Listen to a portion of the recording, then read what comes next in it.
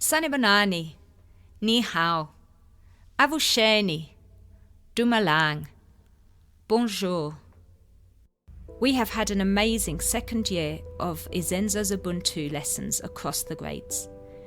We began the year drawing up our agreements that we call containers to make the boys' Izenzo Zobuntu time a safe space to talk and share openly. We reminded ourselves in grades 4 to 7 of the concept of Izenzo Zobuntu, the practice of living out Ubuntu, that I am who I am because of who we all are. In grades 4 to 6, we have built on last year's curriculum. Through stories and the activity of making a pair of glasses, which has lenses unique to us, we have explored assumptions, perspectives and opinions. Boys picked up lenses according to their language, religion, skin classification, whether they grew up with siblings, and where they were born in the world. We have understood that our life experiences create our core beliefs, and these in turn impact how we see the situations and events around us. We have all had different life experiences, and so we all see things differently.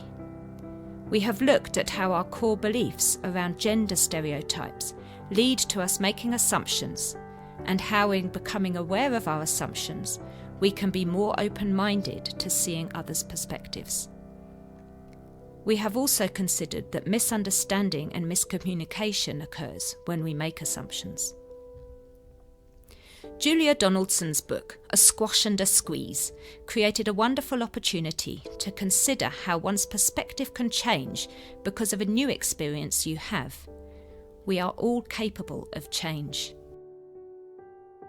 Considering the world as a village of 100 people and looking at the statistics around the world gave us some perspective on the privilege we have at St. Peter's, and some boys tried to plan meals for a family if we lived on $1.25 each per day.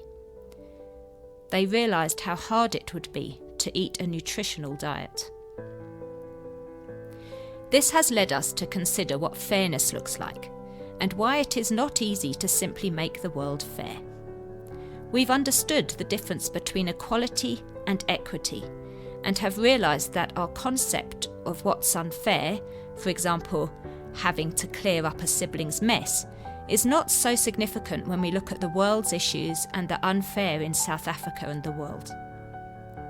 Boys have been encouraged to acknowledge their feelings when something is not fair, but to keep it in perspective. It would be easy to feel down at the end of a lesson looking at these big challenges. However, we practice gratitude for what we have and consider what small differences we can make in the world around us. We can't on our own change hunger statistics, but we can make an extra sandwich for someone or earn some pocket money to support a charity.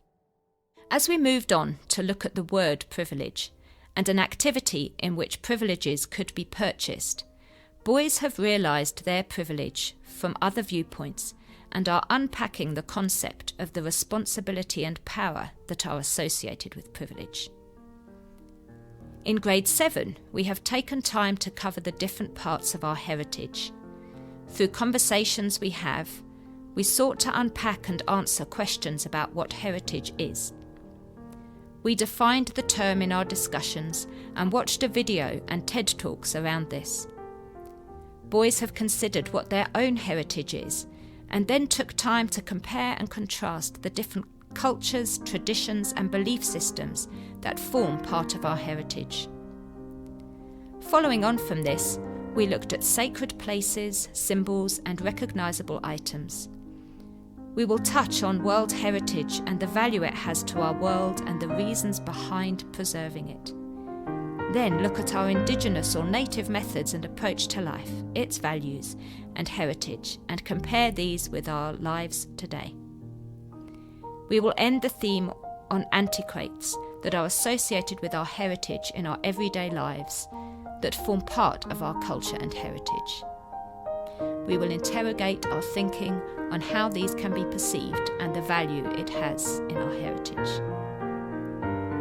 As we think of our heritage, we have taken the opportunity during the year, in every grade, to consider why and how we commemorate and celebrate Human Rights Day and Youth Day in South Africa. One of the most rewarding aspects of the Izenzo Zobuntu discussions is seeing how our thinking has changed over a period of time. Once again this year, there are pages of thoughtful, honest reflections. Here are a few. I used to think that everybody saw things the same. Now I think that everybody sees things differently because of their core beliefs. I used to think that everything was how I thought it was. Now I think everything is not how I think it is, and I should question my assumptions. I used to think that there was only one side to stories. Now I think that there can be multiple sides to stories. I used to think it was fine to say, "You run like a girl." I now know you can't say that because it is offending. I used to think that there were only facts. Now I think there are lots of opinions. I used to think Youth Day was just a day to celebrate youth. Now I think it is to remember the children who died that day. I used to think that everything I knew was right and based on what I know. Now I think people are not always wrong and I shouldn't assume so quickly.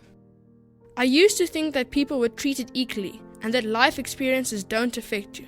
Now I think that people don't treat each other equally and that life experiences do affect you. I used to think that women couldn't fight in war. Now I think women can fight proudly and honorably for their country's honor rights. I used to think that one perspective is important. Now I think that you need more perspectives to understand one situation. I used to think people see things the way I see things. I used to think everyone had somewhat of the same background, but now I know what people are shaped by their past experiences. I have realized that most food is more expensive than I thought. I have realized that I am more privileged than others. I realize that some people have different experiences to me and not to judge them. I used to think everything is about me. Now I think not everything is about me. I realize that things aren't always the way they seem. I realize that some people sacrifice their lives to protect others. I used to think that wasting money didn't matter, but now I think it does.